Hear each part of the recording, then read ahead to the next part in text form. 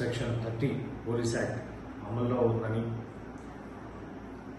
దానివల్ల ముందస్తు అనుమతి లేకుండా ఎవరు కూడా ఎలాంటి ధర్నాలు కానీ, ర్యాలీలు కానీ, రాస్తారోకోలు కానీ చేపట్టకూడదని అందరికీ తెలియజేస్తున్నాం. అలాగే సామాజిక మాధ్యమాలలో ఈరోజు ఉదయం నుంచి కూడా కొన్ని పోస్టులు వైరల్ అయ్యాయి. ఒక రాజకీయ పార్టీకి సంబంధించినటువంటి నాయకుడు రేపు ఉదయం కర్నూలులో ఒక ధర్నా కార్యక్రమం చేపట్టబోతున్నారు అని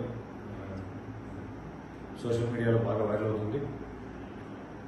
ఆ రాజకీయ పార్టీకి సంబంధించిన ఏ నాయకులు కూడా ఇంతవరకు పోలీస్ డిపార్ట్మెంట్కు ముందస్తుగా ఎలాంటి అనుమతి తీసుకోలేదు, ఎలాంటి దరఖాస్తు కూడా వాళ్ళు చేసుకోలేదు.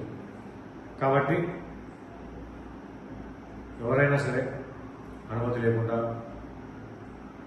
ఏదైనా ర్యాలీలు కానీ, ధర్నాలు కానీ, లేదంటే రాస్తారోకోలు కానీ, శాంతి భద్రతలకు విఘాతం కలిగించే ఏ విధమైన చర్యలు కానీ చేపట్టినట్లయితే వారు చట్టరీత్యా నేరం చేసినట్టుగా పరిగణించబడడం జరుగుతుంది.